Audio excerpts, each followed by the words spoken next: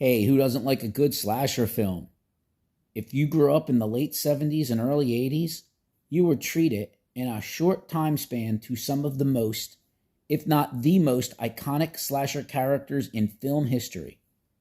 Michael Myers from Halloween in 1978, Jason Voorhees from Friday the 13th in 1980, and of course Freddy Krueger from A Nightmare on Elm Street in 1984. These three killers launched successful slasher film franchises. However, as each franchise went on, the quality of the films slipped to the point that by the time the early 90s arrived, the genre was running on fumes. That all changed, however, in 1996 with the release of the movie Scream. Scream and its killer Ghostface revitalized the entire genre. Fast forward 27 years, and we now have Scream 6, which was released last weekend. So does the Scream franchise follow the same path as these others with reduced quality, or is it still putting out good films? Well, before we answer that question, let's talk a little about Scream 6.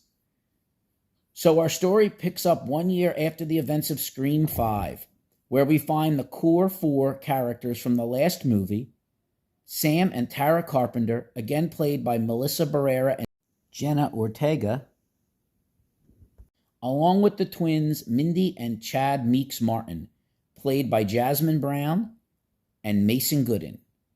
This foursome has moved to New York to attend college, but all is not so well in the Big Apple, as another Ghostface killer has set his sights on them. This forces them into another battle of wits to survive. Now joining them in this is Gale Weathers, once again played by Courtney Cox, and from Scream 4, Kirby Reed returns. And of course, during this, we have a lot of stabbings and killings.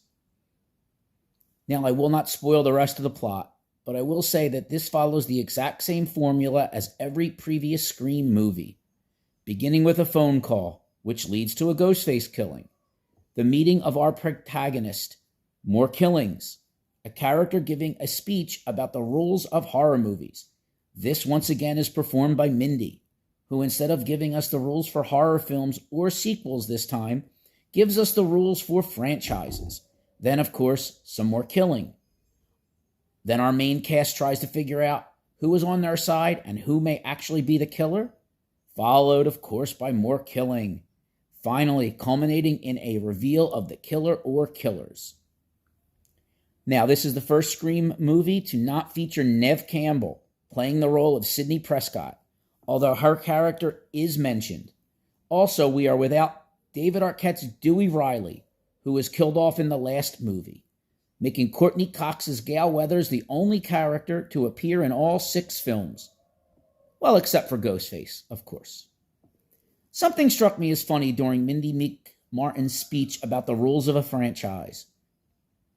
In this, she says that a franchise moves forward by subverting people's expectations and moving on from legacy characters so new ones can take their place. Wrong. 100% wrong. This has been a problem with many modern franchises, actually. These are legacy characters because they are exactly that. They are the story's legacy. They are why people go into these franchises in the first place. Think of Star Wars. Luke, Han, Leia are remembered fondly 45 years after they first appeared on screen in A New Hope. Does anyone think Rey and Finn and Poe will be remembered 45 years after they first appeared in A Force Awakens? Hell, do you even know who these last 3 are? The same goes here. Sidney, Dewey, and Gale will be considered iconic slasher film characters, while their replacements of the Carpenter sisters and the Martin twins will almost definitely not be.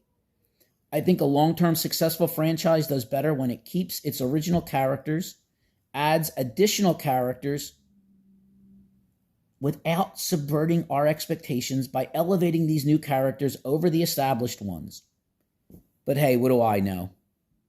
Listen, that's not to say that the acting in this movie is bad. Every role is competently played. All the new characters are played competently by their performers. And veteran actor Dermot Mulroney is a nice addition to the cast as New York detective Wayne Bailey. Also, Cox puts in her usual good performance as Gale. As far as directors go, this film is done by the same duo who did the last movie, Matt Bertinelli-Olphin and Tyler Gillette. This duo shoots some really good kill scenes. In fact, I would go as far as to say that your opening phone calls / kill scenes are the best ones since the original movie. But the story does drag at times, getting a little slow, and the runtime of over 2 hours is too long for a slasher film.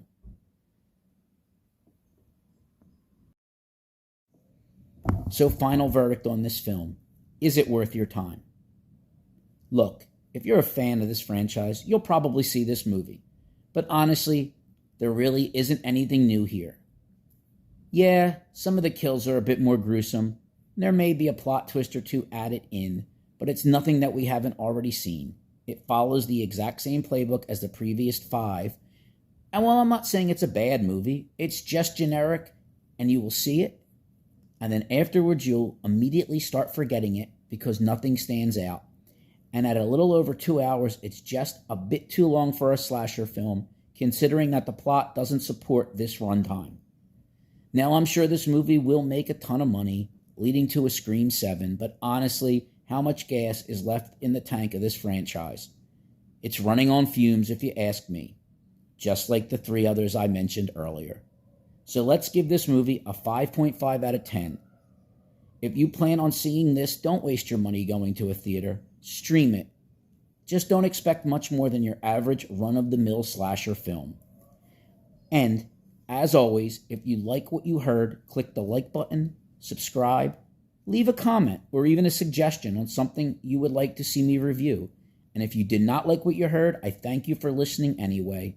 See you next time.